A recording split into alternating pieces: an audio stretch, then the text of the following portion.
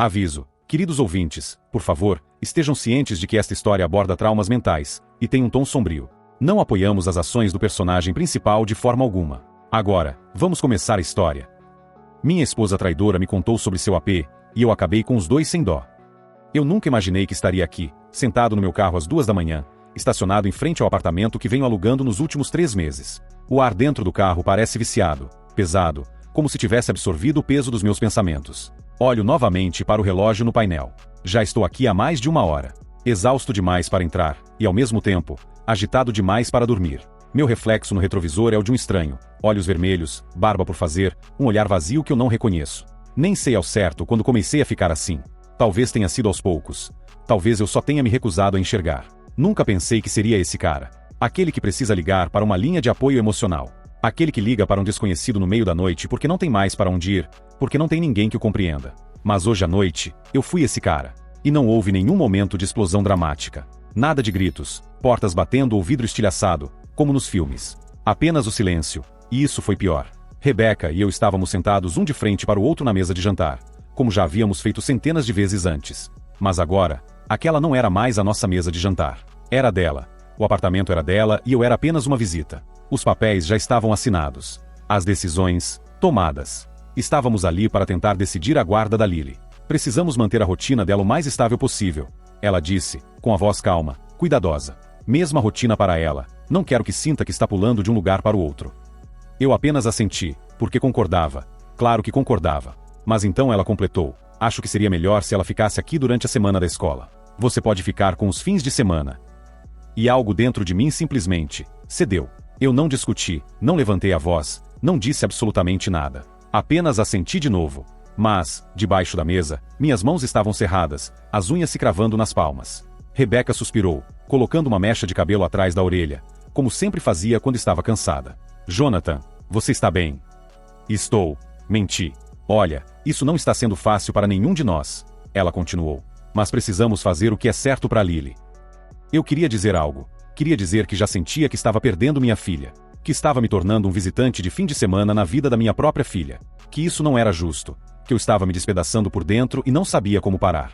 Mas, eu não disse nada. Terminei minha refeição em silêncio. Afastei a cadeira e fui embora.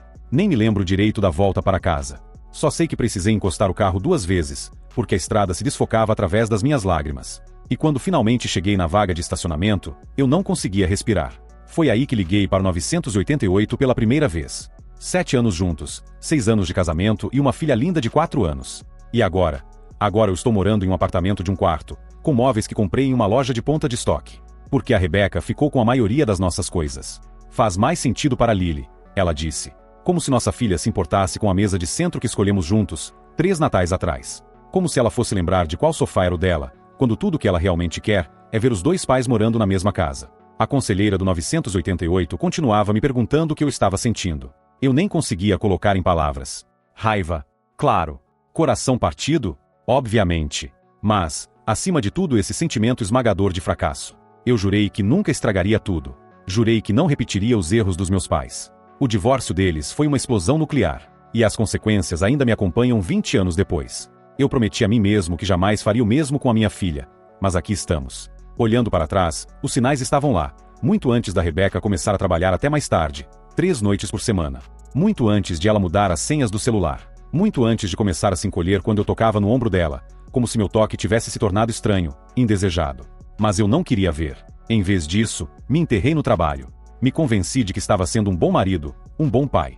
Me dizia que todas as horas extras, todas as noites viradas, todo o cansaço, era tudo por elas. Que eu estava provendo para minha família. Mas, na verdade, eu estava me escondendo. Me escondendo da distância que só aumentava entre nós. Me escondendo do jeito como a risada dela ao meu redor se tornava contida, calculada. Do jeito como a gente sentava um de frente para o outro no jantar, e mal trocava palavras além de: como foi o trabalho? A Lily tá com tosse de novo. Você pagou a conta da água? Eu chegava tarde em casa e ela já estava na cama. O corpo virado para o outro lado. Fingindo que estava dormindo. Talvez estivesse mesmo. Talvez não. Eu nunca perguntei. Os fins de semana viraram uma dança cronometrada de cuidar da criança e fazer tarefas domésticas. A gente se movia pela rotina como colegas de trabalho dividindo um projeto. Não como um casal dividindo uma vida. Até que, numa noite, encontrei ela sentada na beira da cama. As mãos repousadas no colo. Olhava fixamente para elas, como se tentasse decorar cada linha das palmas. O ar no quarto parecia pesado, carregado, como o silêncio que vem antes da tempestade. Me encostei no batente da porta, afrouxando a gravata. Tem alguma coisa errada? Ela soltou o ar lentamente. Precisamos conversar. Essas palavras, as que nunca trazem coisa boa. Engoli o nó na garganta. Ok. Ela não olhou para mim. Jonathan. Hesitou. Então, finalmente, levantou os olhos para os meus. E ali, naquele instante, eu vi. O que viesse a seguir, viria como um trem desgovernado. Conheci alguém. Meu estômago despencou, daquele tipo de queda que faz o corpo inteiro gelar. O silêncio se estendeu entre nós. Quem? Minha própria voz nem parecia minha. Ela desviou o olhar, os dedos se apertando contra os joelhos. Mark, disse finalmente, do meu departamento. Nem fiquei surpreso. Machucado? Sim. Destruído? Com certeza. Mas surpreso? Não. Não é realmente sobre ele, Rebecca disse. E talvez essa tenha sido a parte mais dolorosa, saber que ela provavelmente estava certa. A gente se quebrou muito antes de o Mark aparecer. Ainda assim, dói lembrar de como tudo foi bom no começo, de como a gente se encaixava tão facilmente. Como se o universo tivesse se alinhado perfeitamente. Como se fossemos feitos um pro outro. Nos conhecemos na festa de inauguração do apartamento do meu amigo Kyle. Eu quase não fui. Tinha um prazo no dia seguinte, e ficar trabalhando parecia a coisa mais responsável a se fazer. Mas o Kyle não aceitou. Ah, qual é, cara? Ele disse ao telefone. Você nunca sai mais. Só uma bebida. É só isso que eu tô pedindo. Suspirei, massageando as têmporas. Ok, só uma bebida. E foi assim que acabei em um apartamento lotado, segurando uma cerveja e me arrependendo das minhas decisões. Até que eu a vi, Rebecca. Ela estava na cozinha, rindo enquanto preparava drinks para um grupo de pessoas. Encantadora e naturalmente carismática. Ela tinha aquele jeito de fazer as pessoas se sentirem, como se fossem as mais interessantes da sala. Como se ela realmente quisesse ouvir o que elas tinham a dizer. Kyle me cutucou. Você tá encarando. Limpei a garganta, tomando outro gole da cerveja. Ela tem uma vibe boa, só isso. Ele sorriu de lado. Vai lá falar com ela. Revirei os olhos, mas antes que pudesse pensar demais, já estava indo em direção à cozinha. Você sabe mesmo o que tá fazendo, ou só tá inventando enquanto vai misturando? Perguntei, observando enquanto ela despejava algo brilhante e neon em um copo. Ela se virou, arqueando a sobrancelha. Tá questionando minhas habilidades de bartender? Sorri. Não, só estou curioso. Ela me entregou um copo. Prova e me diz. Dei um gole. Nada mal. Os lábios dela se curvaram. Nada mal? Isso foi um insulto. Dei uma risadinha. Ok, tá ótimo. A melhor coisa que eu já bebi. Muito melhor. Aquela noite a gente conversou até a festa acabar. Até as pessoas começarem a bocejar e checarem o celular para ver as horas. Fiquei com ela, encostado no balcão, completamente hipnotizado. Foi fácil, sem pausas estranhas. Sem aquele nervosismo de pensar demais. Apenas conversa fluida. Quando chegou a hora de ir embora, ela pegou o celular. Acho melhor chamar um Uber. Assenti. Quer que eu espere com você? Ela sorriu. Quero, seria legal. E eu lembro de pensar, isso parece certo. Nosso primeiro encontro foi alguns dias depois, num restaurantezinho de comida tailandesa escondido, com cadeiras bambas e pratos descombinados. A dona, uma senhora mais velha com olhos gentis, não parava de trazer aperitivos grátis.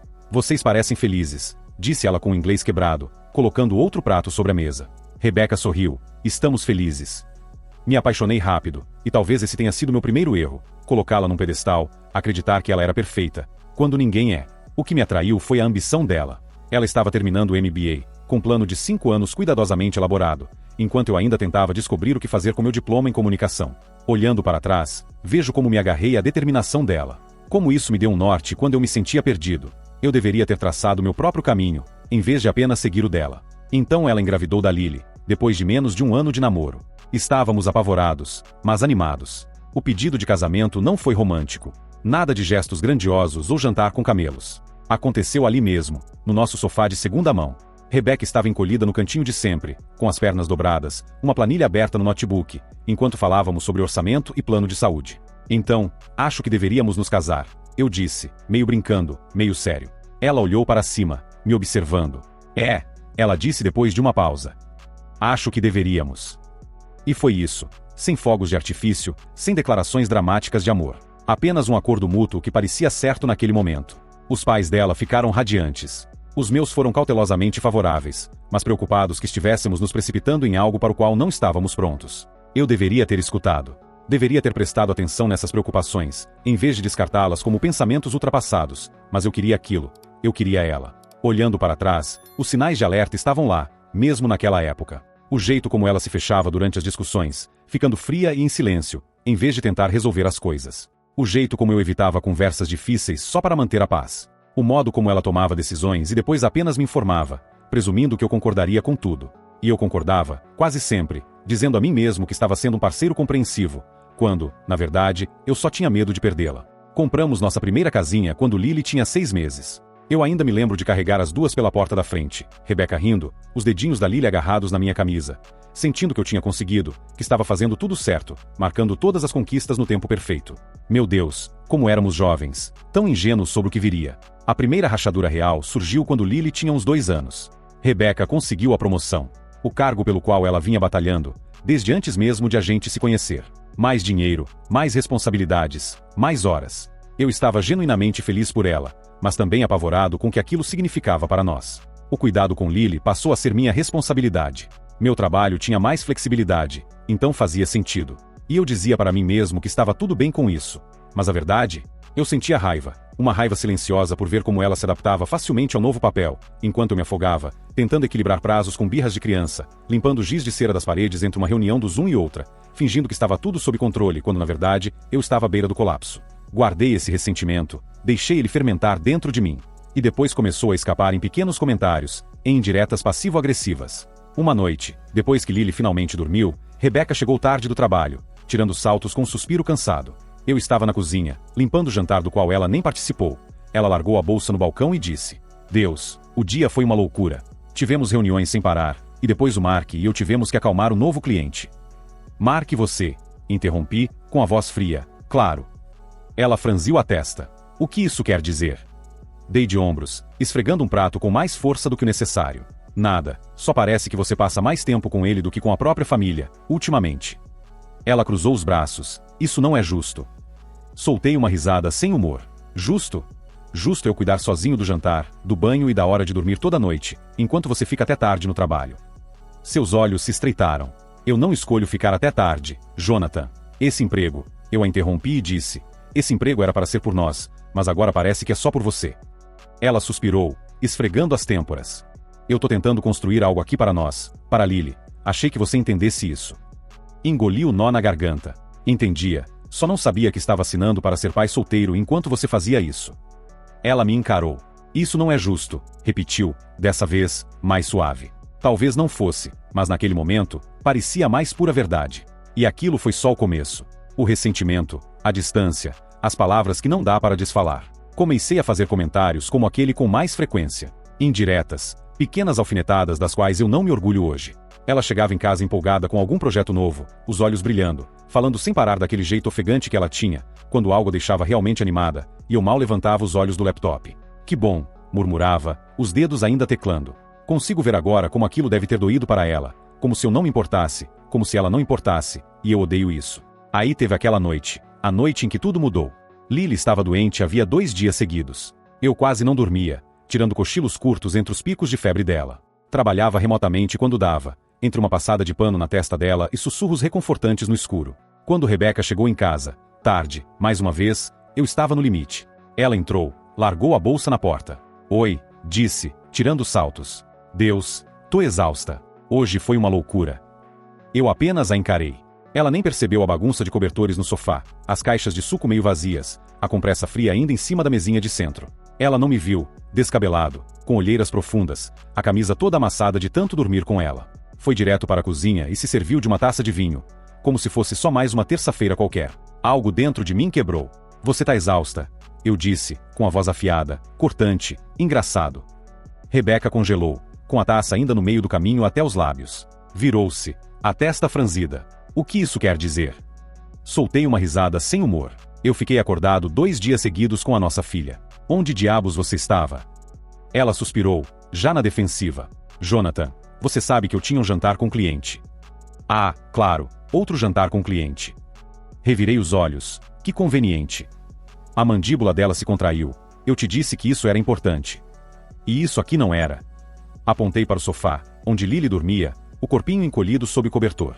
Eu precisei de você, Rebecca. Ela precisou de você. Os lábios dela se entreabriram, como se fosse retrucar, mas então ela apenas balançou a cabeça. Eu não consigo lidar com isso agora.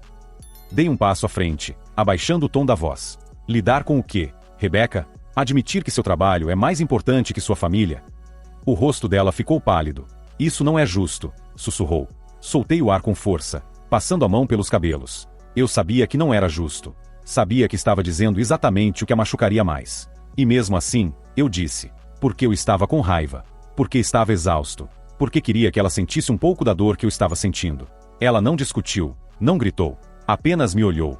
Me olhou de verdade, por um longo momento, e o que quer que ela tenha visto no meu rosto, foi suficiente. Ela apenas assentiu, com os lábios cerrados numa linha fina, e passou por mim sem dizer mais nada. Aquela foi a noite em que ela parou de me contar sobre as conquistas no trabalho. A noite em que algo dentro dela se apagou. Depois disso, nós dois recuamos para nossos cantos separados. O sexo virou algo raro, depois mecânico, depois inexistente. Os encontros viraram talvez na próxima semana, até que paramos de fingir. Éramos apenas colegas de quarto. Duas pessoas dividindo uma hipoteca, não uma vida. Me afundei em projetos como freelancer. Ficava acordado até tarde, depois que Lily dormia, dizendo a mim mesmo que estava construindo nossas economias. Mas, na verdade, era só mais fácil do que encarar o silêncio entre nós. Rebecca começou a ir para a academia. No começo, não achei nada demais. Ela sempre foi disciplinada, sempre precisou de rotina, mas logo virou hábito. Saía do trabalho direto para a academia, chegava em casa mais tarde, ia direto pro banho, o cabelo ainda molhado quando se deitava. Nunca questionei. Talvez devesse ter questionado, ou talvez eu já soubesse. Nossas conversas viraram puramente logísticas. A rotina da Lily, as contas, os concertos da casa. Quando foi que a gente parou de perguntar como foi o dia um do outro? Quando foi que o eu te amo virou algo dito por hábito? Como passa o sal ou você trancou a porta? A pior parte, olhando para trás, nada disso me surpreende. Nem a distância, nem o ressentimento. Nem o fato de que, quando finalmente ela me contou sobre o Mark, não foi por uma revelação dramática. Sem cheiro de outro perfume, sem recibos de hotel. Foi só ela me jogando na cara que não me amava mais e que tinha se apaixonado por outro. Há quanto tempo? Perguntei. Ela engoliu seco. 3 meses. Assentiu, olhando pro chão. Minhas mãos tremiam, mas eu as fechei com força, tentando controlar a respiração. Eu não queria que acontecesse, ela disse. Soltei uma risada sem humor, balançando a cabeça. Isso era para me fazer sentir melhor. Ela cruzou os braços sobre o peito, desviando o olhar. Eu não sei o que dizer. Você ama ele, ela hesitou. E aquela pausa, Deus, aquela pausa doeu mais do que qualquer outra coisa poderia doer. Eu não sei mais o que eu sinto. Ela finalmente sussurrou. Fechei os olhos, assenti com a cabeça. Não gritei, não joguei nada. Não exigi cada detalhe doloroso, eu só me sentia vazio. Naquela noite, dormi no sofá, ou tentei. Mas toda vez que eu fechava os olhos, tudo se repetia na minha cabeça. Cada noite que ela ficou até mais tarde no trabalho, cada evento de networking, cada vez que ela estava mandando mensagens e virava o celular sutilmente, quando eu entrava no cômodo. Será que eu realmente não percebi? Ou eu só não queria ver? Quando o sol nasceu, ouvi Lily se mexendo no quarto. E como se fosse uma chave virando, tivemos que agir normalmente. Fiz o café da manhã dela, preparei o lanche, ajudei a encontrar o sapato perdido. Tudo isso com uma bomba invisível prestes a explodir entre nós. Naquela primeira conversa, depois que tudo veio à tona, eu queria colocar toda a culpa nela. Teria sido mais fácil transformá-la na vilã. Fingir que ela e Mark destruíram nosso casamento sozinhos. Mas a verdade é que, nós dois falhamos. O caso foi escolha dela, a traição foi dela, e isso eu nunca vou desculpar. Mas a distância que tornou isso possível, essa foi culpa dos dois. Na noite em que finalmente sentamos para conversar, Lily já estava dormindo em seu quarto. A casa, nossa casa, parecia estranha. Como se eu já tivesse sido apagado dela. Rebecca sentou do outro lado da mesa da cozinha, os dedos entrelaçados sobre a madeira, como se estivesse se preparando para um impacto. Respirei fundo, encarando os veios da mesa. Por quê? Ela suspirou, esfregando as têmporas. Não sei se tenho uma resposta simples. Tenta. Seu maxilar se contraiu. Porque eu me sentia invisível, Jonathan.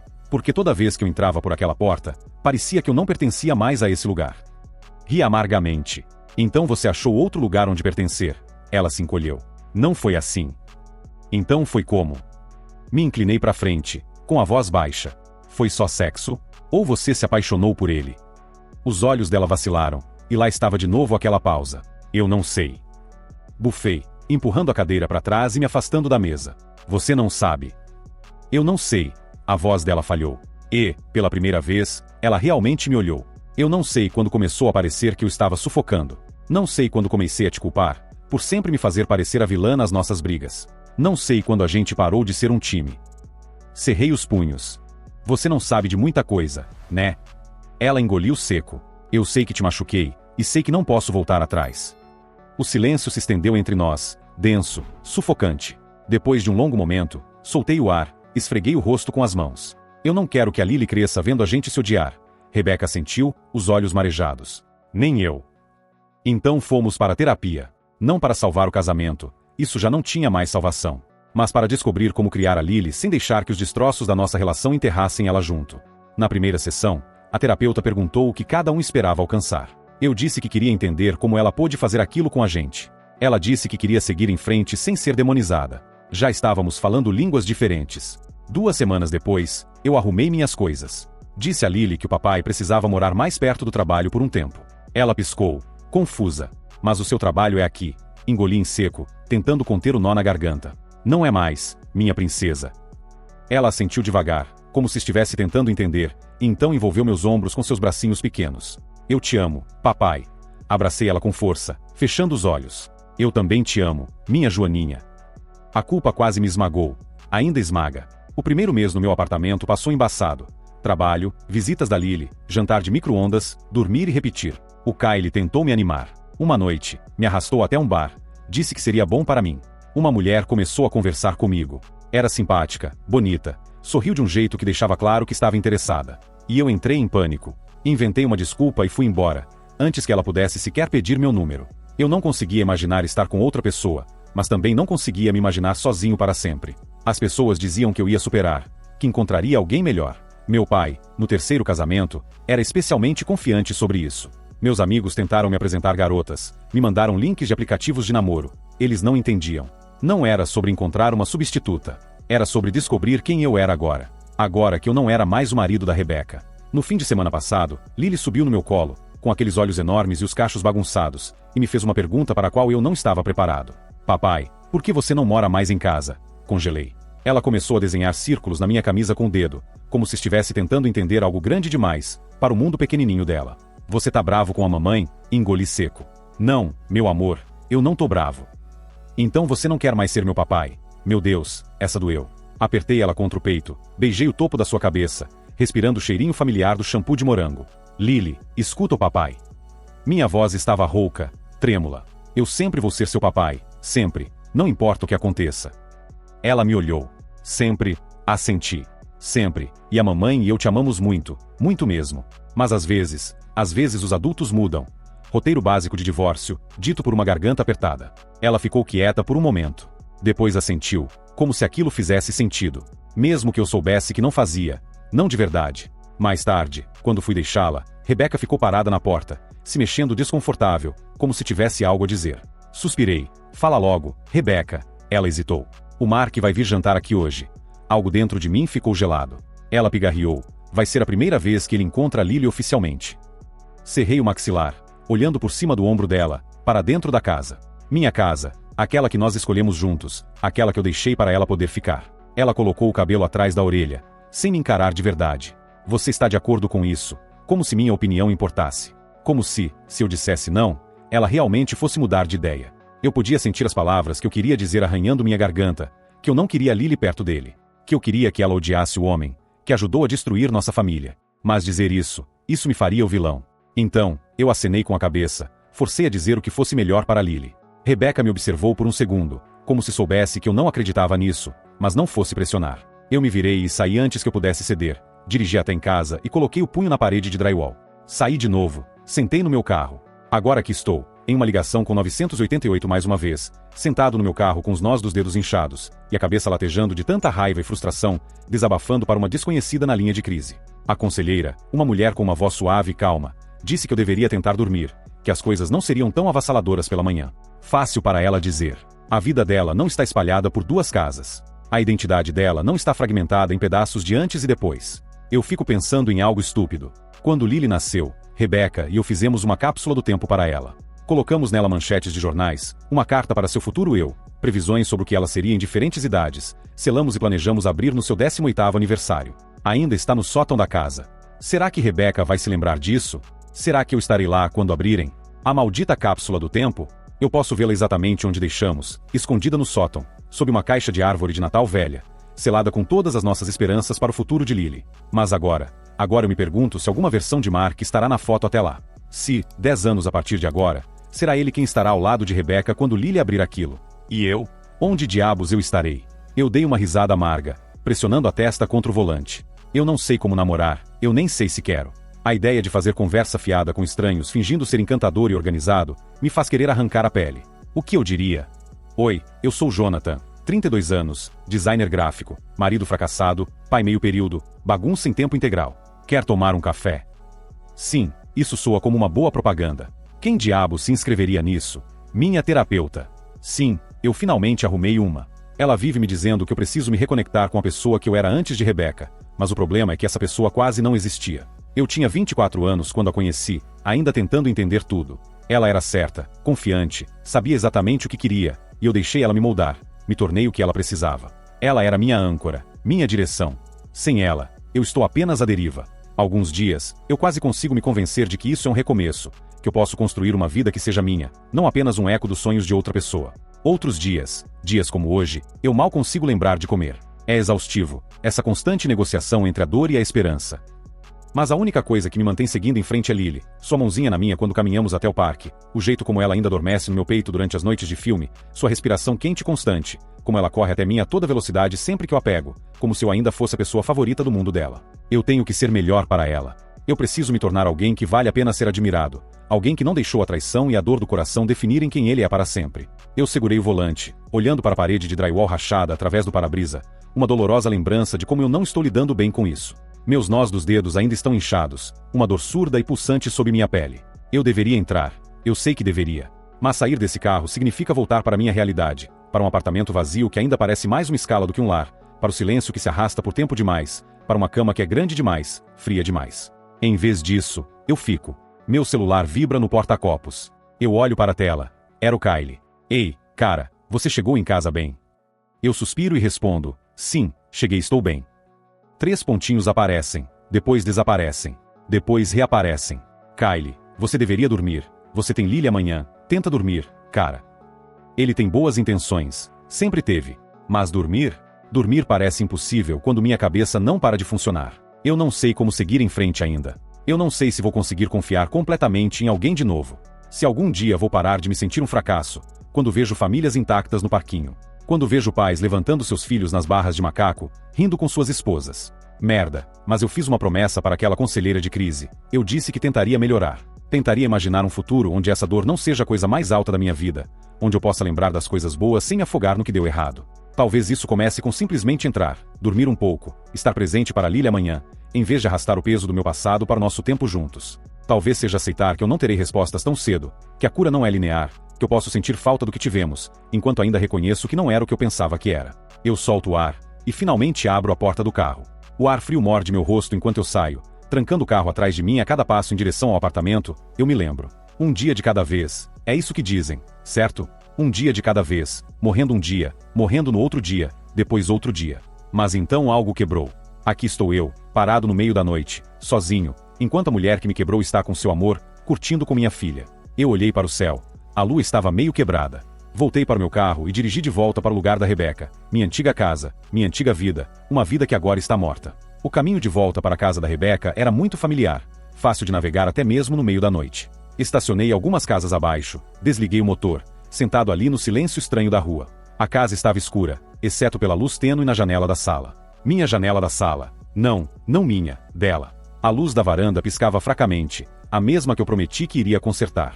O jardim parecia diferente, menos bagunçado, melhor cuidado. A pequena coruja de cerâmica, que Lily e eu escolhemos para as escadas da frente, tinha sumido. Peça por peça, eu estava sendo apagado. Fiquei ali, olhando para a porta da frente, para a sombra de movimento atrás das cortinas. Era ela? Ele? Estavam eles abraçados no sofá, um copo de vinho na mão dela, as pernas dobradas sob ela, como ela sempre se sentava quando estava confortável. Ela riu de algo que ele disse? Ela se inclinou para ele como costumava fazer comigo? Eu cerrei os dentes, pressionando meu punho contra minha coxa. Eu podia ouvir o fantasma do nosso passado ali, a risada de Lily ecoando pelo corredor, Rebecca me chamando da cozinha, o som dos saltos dela batendo no piso quando ela chegava do trabalho. Fechei os olhos por um momento. O que estou fazendo aqui? Não sabia se queria bater na porta ou incendiar aquela maldita casa inteira. A grama estava fria sob meus pés, enquanto eu caminhava em direção ao lado da casa. Eu não estava pensando, eu estava me movendo, guiado por algo cru. Algo que estava se acumulando dentro de mim desde o momento em que ela me contou sobre ele. Acabei parado na janela do que costumava ser o nosso quarto. As cortinas não estavam totalmente fechadas. A cama tinha lençóis novos, escuros. Rebecca sempre gostou de cores mais claras quando estávamos juntos. Uma figura se moveu lá dentro. Não consegui ver seu rosto, mas não precisava. Era ele, Mark. Meu peito apertou, minhas mãos se cerraram em punhos. Ele estava lá, na minha casa, no meu lugar. Dei um passo para trás, minha respiração embaçando contra o ar frio da noite. Uma risada silenciosa de dentro, a risada dela, agora ecoando na minha cabeça, facas no meu coração. Esse foi o meu ponto de ruptura. Eu pensei que já tivesse me despedaçado, pensei que já tivesse atingido o fundo do poço. Mas não, isso era dor se transformando em algo mais feio, algo perigoso. Voltei para o carro, cada passo mais pesado que o último, como se a própria gravidade estivesse tentando me puxar para baixo. O mundo ao meu redor se embaçou, as bordas das casas e postes de luz se misturando no vazio.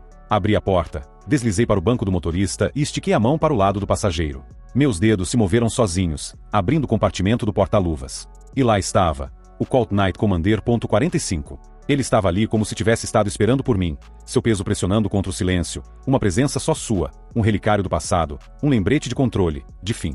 Por um segundo, eu apenas fiquei olhando. O brilho opaco do aço refletia a luz tênue do poste de rua lá fora.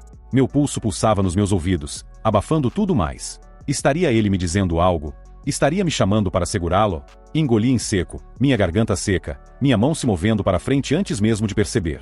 Meus dedos roçaram na empunhadura, e o frio dela subiu pela minha pele, se enrolando ao redor do meu pulso, apertando sua pressão. Uma respiração presa na minha garganta, o peso da noite se pressionando, sufocante, implacável. E então, eu envolvi minha mão na arma.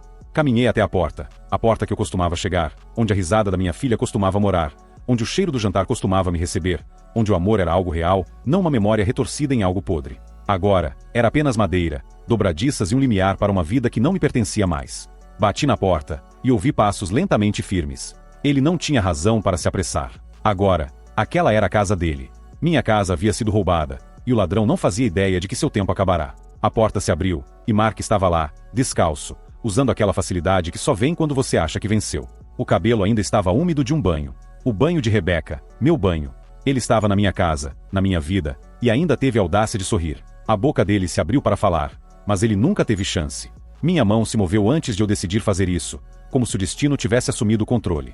O Colt Knight Commander se ergueu, o peso familiar, o aço frio e a extensão da minha raiva.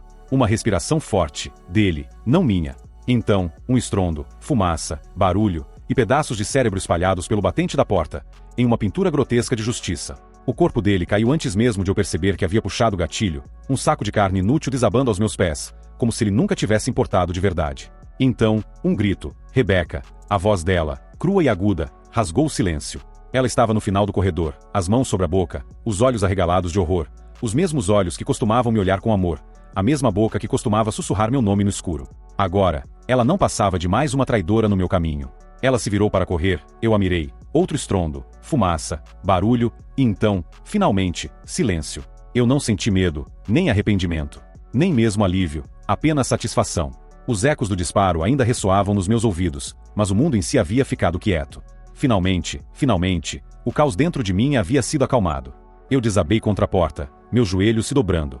O calor do sangue, o sangue deles, já começava a esfriar na minha pele. O ar cheirava a pólvora e a algo mais, algo cru. Minha respiração vinha em ofegos curtos e irregulares, como um homem que correu demais, e percebeu tarde demais, que não tinha mais para onde fugir. De repente, eu ouvi gritos, depois o som inconfundível de um telefone discando, alguém chamando 911. Eu não me importava. O peso do frio na minha mão parecia mais pesado. Agora, cumprido seu propósito, meus dedos relaxaram.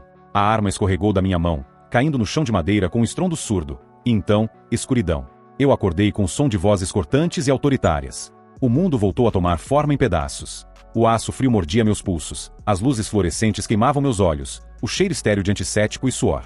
Tentei me mover, mas as algemas se fizeram sentir. O clique do metal contra metal me trouxe de volta à realidade. Minhas mãos estavam presas, meu corpo fraco. Então, eu os vi, os policiais. 2 deles em pé sobre mim, outro perto da porta, falando no rádio. Então, ela, Lily. Ela estava agarrada a um estranho, um policial uniformizado, suas mãos pequenas envoltas no braço dele, o rosto pressionado contra o peito dele. Meu estômago se virou em um bloco de gelo. Lily, eu disse, minha voz mal mais que um suspiro. Ela não me olhou. Será que ela alguma vez olharia para mim novamente? Será que ela algum dia entenderia? Eu queria esticar a mão para ela, mas as algemas se cravaram nos meus pulsos, me puxando para trás, me segurando. Jonathan Carter, você está preso pelo assassinato de Rebecca Carter e Mark Hastings, disse um dos policiais, sua voz distante, profissional. Você tem o direito de permanecer em silêncio. O resto das palavras dele se embaçou. Não importava, nada importava, exceto o jeito que Lily se agarrou àquele policial, o jeito que ela sequer olhou para mim. Eu havia conseguido minha vingança, e ao fazer isso, destruí a única coisa que ainda valia a pena salvar. 20 anos. As palavras ecoaram pela sala do tribunal como o último prego em um caixão. Fiquei imóvel enquanto a sentença era lida, minhas mãos cerradas em punhos, o aço frio das algemas mordendo meus pulsos. O júri deliberou por horas, pesando as evidências, a ligação para 988, as alegações desesperadas do advogado sobre insanidade temporária. Mas, no final, nada disso importava, eu era culpado. Quando o martelo do juiz bateu, um silêncio pesado se abateu sobre a sala. Olhei para a primeira fila, onde meus pais estavam, rígidos e silenciosos. Os olhos vermelhos da minha mãe desviaram dos meus, e por um breve segundo antes que ela olhasse para o lado, incapaz de encarar meu olhar. Meu pai, sempre a figura estoica, não demonstrou emoção. Apenas a postura rígida de um homem que já havia perdido seu filho, muito antes desse momento. E então lá estava Lily, pequena, frágil, sentada entre eles como um pedaço de vidro quebrado. Ela não chorava, não se mexia. Simplesmente olhava para o colo, com o cabelo caindo como uma cortina sobre o rosto, se escondendo do horror do que seu pai havia se tornado. Eu tentei falar, mas minha garganta se fechou em torno das palavras. Lily, ela não levantou os olhos. O oficial de justiça me empurrou para frente, e eu me virei, engolindo o nó na garganta. Eu havia me vingado da traição, da dor, da humilhação. E ainda assim, ao fazer isso, eu havia perdido a única coisa que realmente importava. A prisão não era o que eu esperava. Não havia tumultos constantes, nem brigas dramáticas no pátio como nos filmes. Em vez disso, havia algo pior. A rotina, as paredes cinzas, a mesma comida sem sabor, os olhares distantes de outros prisioneiros que já haviam aceitado seu destino, o estrondo das portas de aço se fechando repetidamente, até que o som se tornasse tão familiar quanto seu próprio batimento cardíaco. O mundo seguia em frente sem mim, e Lily estava crescendo sem a minha presença. Por meses, eu mantive a crença de que a vingança traria alívio, que acabar com Rebecca e Mark de alguma forma me traria paz. Mas tudo que isso me deu, foi um longo período de tempo para reviver aquela noite, para ver o horror no rosto de Rebecca, a forma como Mark mal percebeu o que estava acontecendo, antes que a bala despedaçasse seu crânio. Eu havia pensado que a vingança se sentiria como justiça, mas tudo o que eu senti foi como apodrecimento. Eu me perguntava se Lily se lembraria de mim, quando completasse 18 anos. E também me perguntava se ela algum dia me visitaria aqui. Me fiz essas perguntas por meses, e até hoje nada. Ninguém da minha família veio me ver. Passados 3 meses da minha prisão, a única pessoa que veio me ver foi meu amigo Kyle. Ele sabia o que eu estava passando, e veio ver como eu estava. Ele me ajudou e me deu força, e depois de um ano conversando, ele me convenceu a escrever cartas para aliviar a minha dor, e ajudar as pessoas que estão passando por isso. Tudo que você leu até agora, foram as cartas que eu escrevi de dentro da prisão, e enviei ao Kyle. Ele disse que iria publicar no Reddit, para ajudar as pessoas que estão passando por isso. Ele me ajudou a compartilhar isso, e a dizer para todas as pessoas que estão passando por isso, que a vingança fria e sem pensar tem consequências, e que se você não está disposto a arcar com elas, o melhor caminho é seguir em frente, deixar o passado para lá. Eu digo por experiência própria, eu me arrependo do que fiz, porque agora eu não tenho mais nada, minha vida acabou, e sei que vou morrer aqui na prisão. E que a culpa é toda minha. E esse foi o relato do Reddit de hoje. O que você achou? Deixe-me saber nos comentários. Obrigado por assistir até aqui. Deixe seu like, se inscreva no canal, e ative o sininho, para não perder nenhum vídeo. Se gostou desse relato, não se esqueça de se inscrever no canal. Obrigado por assistir e confira também os vídeos a seguir.